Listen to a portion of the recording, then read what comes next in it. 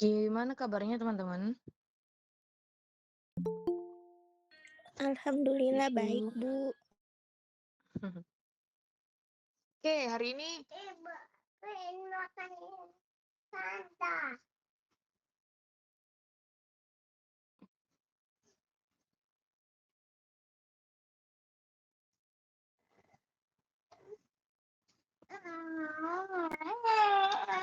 ini teman-teman nggak ada presentasi ya?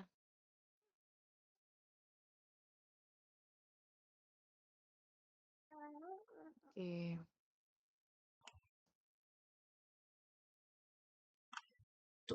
Siapa bingung las?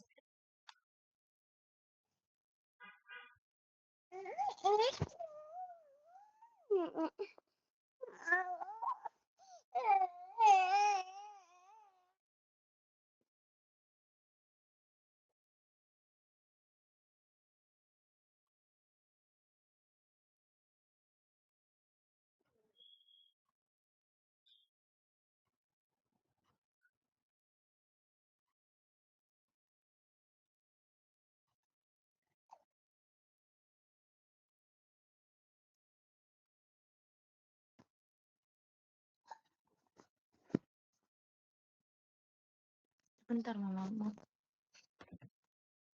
Vina mau bentar ya.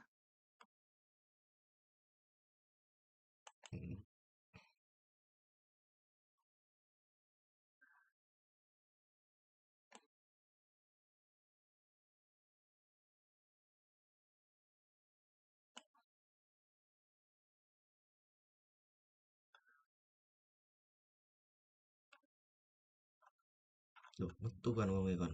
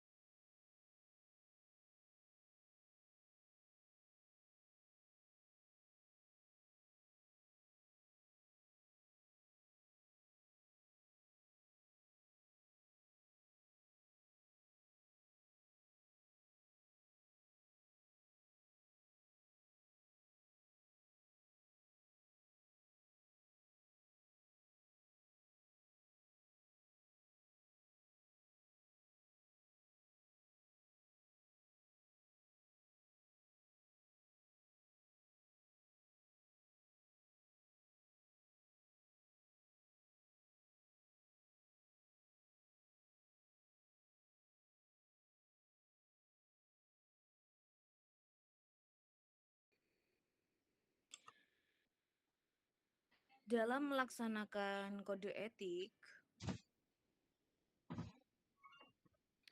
itu harus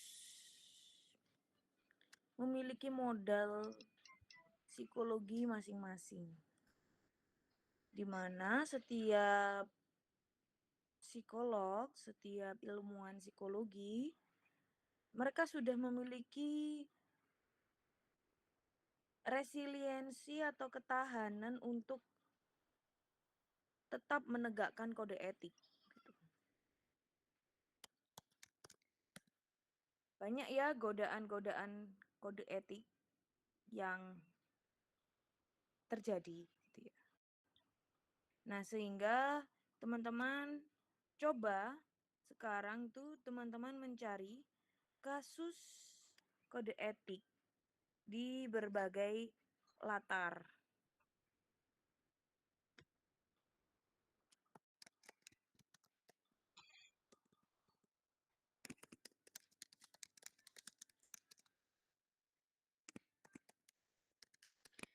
latar kita itu ada industri organisasi, pendidikan, kemudian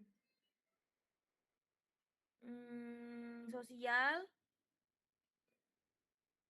klinis. Ada 4 ya.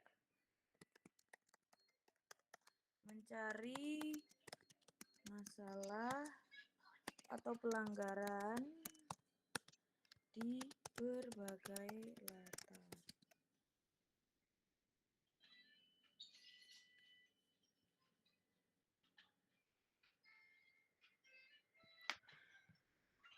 Oke, kalau saya cari di ChatGPT untuk latar itu ternyata nggak sebatas 4. Bisa juga di media sosial, itu berarti masuknya psikologi sosial ya. Kemudian di penelitian, jadi penelitian psikologi mungkin juga melakukan pelanggaran kode etik gitu misalnya. Terus di forensik, forensik itu masuknya klinis. Kemudian di rumah sakit masuknya juga klinis, anak dan keluarga mungkin apa ya, bisa pendidikan ya.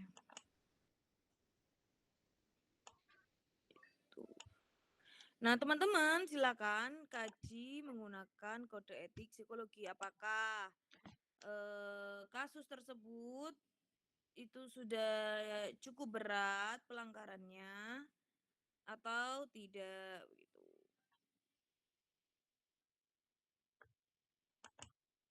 Itu sih teman-teman. Jadi mencari tugas mencari permasalahan atau pelanggaran kode etik. Apakah bisa dipahami? Izin bertanya, Ibu. Untuk tugas ini dibuat kelompok atau mandiri? Kelompok-kelompok. Dibuat PPT atau kayak laporan makalah gitu?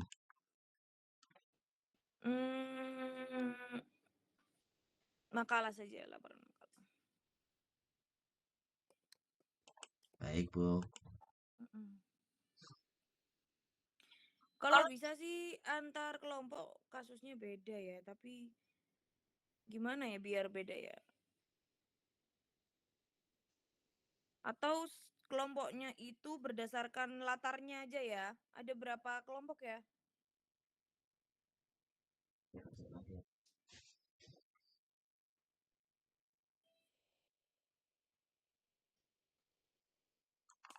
Sembilan kalau nggak salah, Bu. 9, berarti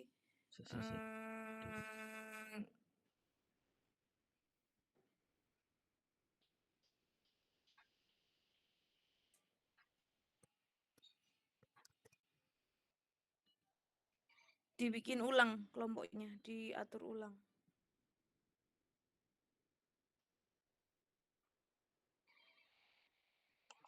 Maksudnya, Bu?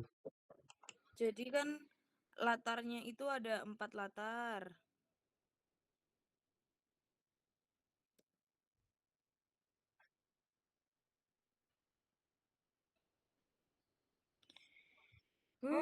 Layanan pendidikan, tempat kerja, kesehatan, komunitas. Nah, itu berarti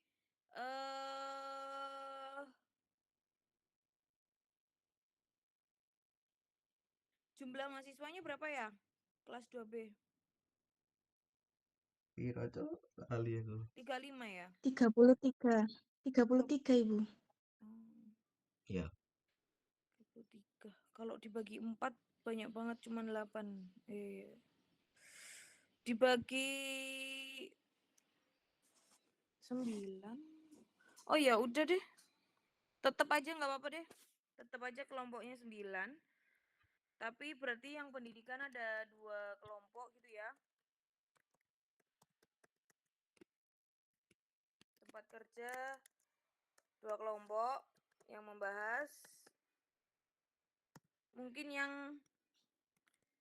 Dengar relek ngai. sorry. Oh ya, yang 3 kesehatan gitu aja. Sudah saya kirim di grup ya. Ya, Bu. Yang 3 kesehatan.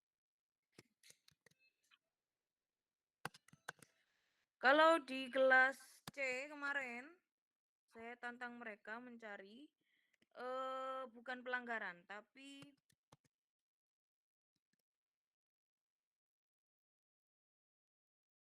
biaya yang dikeluarkan seorang psikolog itu berapa? Sehingga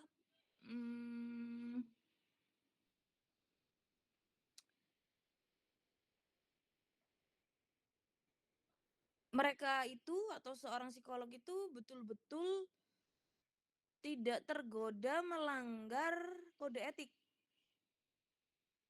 Mereka tidak menghalalkan segala cara demi pemasukan misalnya gitu.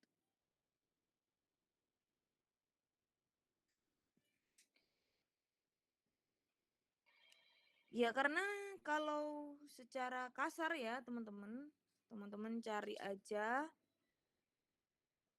di berbagai resource atau sumber, misalnya di UGM gitu ya, berapa pengeluarannya untuk kuliah. Itu bisa kelihatan. Kelihatan ini share screen saya? Kelihatan, Bu. UGM Psikologi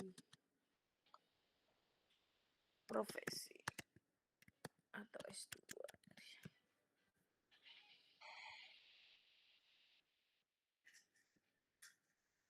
Ini mau brosurnya doang ini sih. Biayanya di mana ya?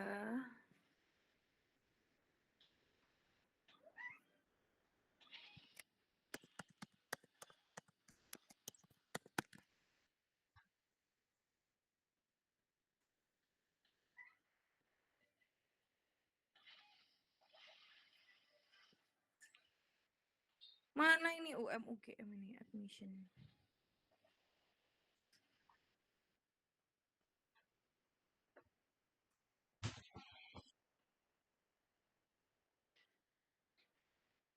Gak ada. Daya tampung uang gak ada.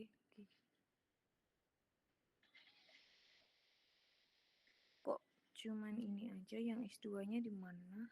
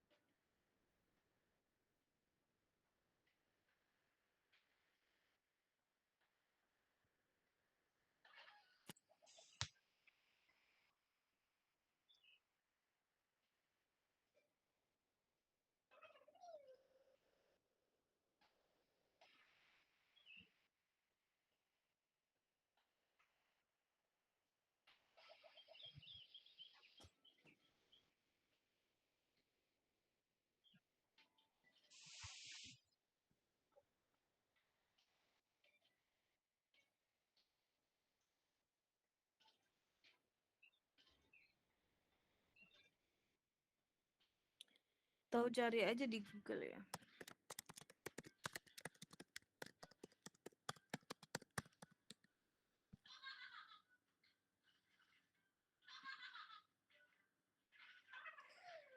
Wow.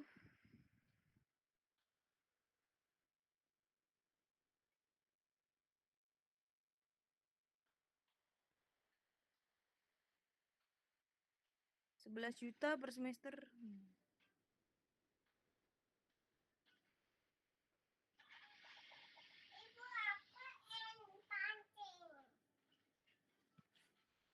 $11 juta per semester dikalikan 3 semester profesi itu ya. Loh, ini 2014. Astagfirullah.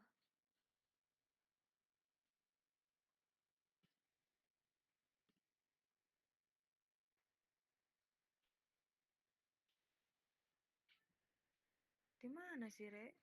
Cari info pendaftarannya. Susah nyu.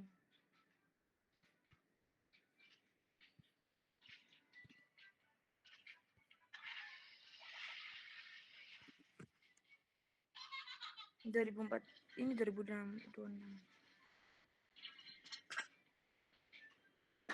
15 juta.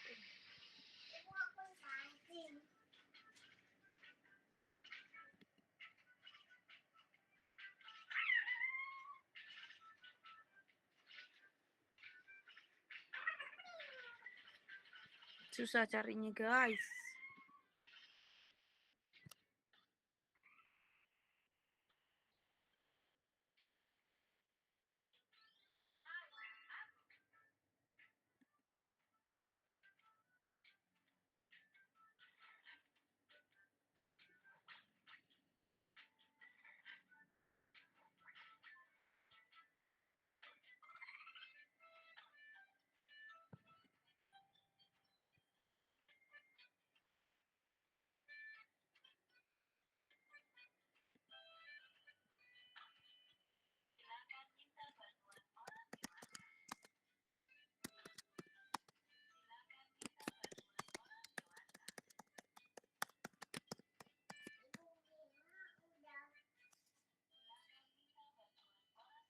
Kalau secara ininya gini, tapi saya pengen tahu sumbernya sih.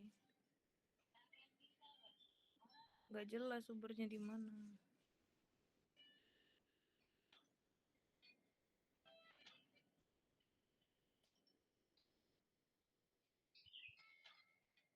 Tak ada yang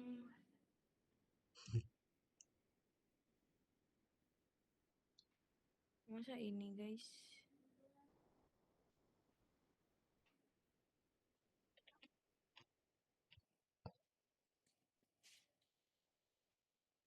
Ini nih UKT. 11 juta. Terus ada biaya pengembangan itu 3 juta.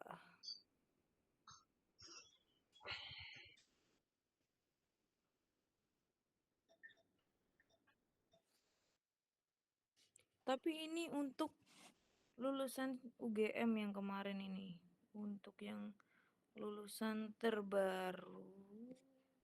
Lulusan yang bukan non UGM udah diterima juga sebenarnya. Nggak bisa nih. Tuh. Nah, intinya saya mau ngasih tahu aja bahwa kuliahnya tuh mahal gitu. Dan membutuhkan pemikiran ekonomi kapan nih aku bisa effort yang aku keluarkan untuk kuliah, bayar kuliah segitunya bisa mencapai titik apa ya? Titik impas namanya BEP gitu. Balik modal lah bahasanya. Sehingga kalau orang berambisi pengen segera balik modal, ada kemungkinan mereka menghalalkan segala cara. Apalagi untuk seorang psikolog yang baru, itu harus betul-betul punya personal branding yang baik. Kenapa begitu? Satu sekolah atau misalnya di kampus Universitas Yudharta, kalau mereka membutuhkan seleksi, mereka punya lembaga yang selalu mereka pakai. Mereka punya psikolog yang selalu mereka pakai. Sudah kecup, Rek. Namanya Rido psikolognya. Udah dia terus dipanggil, terus kalau ada masalah, kalau ada kegiatan berbau psikologi, Rido gitu. Sehingga ketika ada nama baru bernama Bimo, ini Bimo bisa nggak gantiin Rido? Susah. Karena sama Rido udah banyak program atau proyek yang sudah berjalan. Lalu bagaimana Bimo bisa BEP gitu? Bimo bisa mendapatkan uang kalau di masing-masing sekolah, di masing-masing lembaga udah punya sosok psikolog masing-masing. sosok psikolog yang sudah terikat atau sudah sering janjian kerjasama.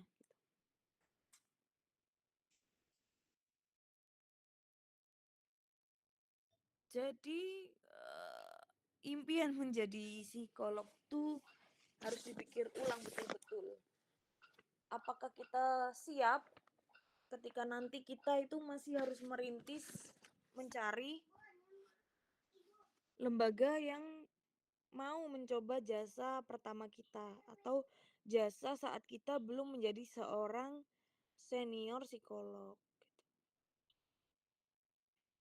Katakanlah teman-teman habis lulus dari UYP belum menikah, terus teman-teman mengatasi kasus anak TK gitu ya, kamu manggil orang tuanya ketemu untuk ngobrol atau konseling. Lalu orang tuanya ngomong, emangnya mbaknya udah punya anak?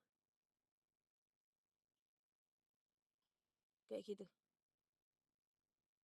Mbaknya ngapain saran-saran buat saya, ke saya dan suami, kalau mbak aja belum bersuami.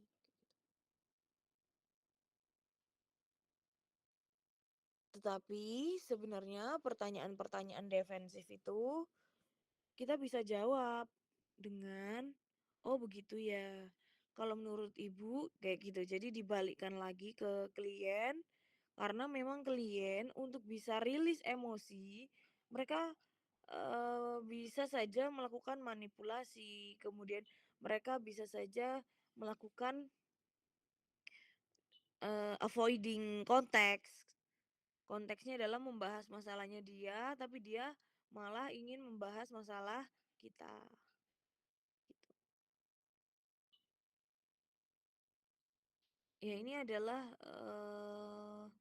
informasi sedikit ya bahwa penerapan kode etik psikologi terkadang ya agak tergeser karena uang. Nah, makanya teman-teman silakan tugasnya adalah mencari pelanggaran di berbagai latar kayak gitu. Silakan Mas Febrian, mungkin ada yang ingin ditanyakan terkait penugasannya.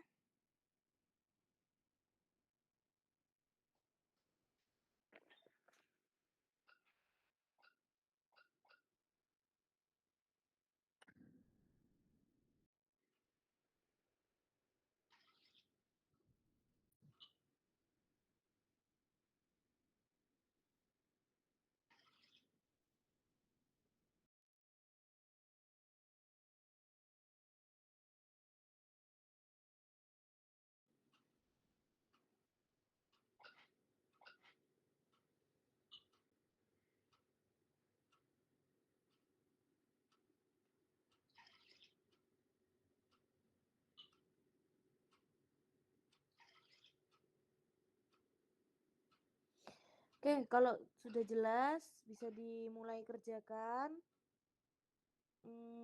Untuk deadline-nya mungkin sebelum hari Jumat ya, hari Rabu begitu. Sehingga saya bisa cek dulu lalu dipresentasikan di hari Jumat. Oke, baik.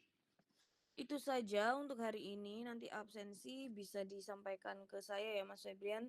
Ada yang tidak hadir, mungkin.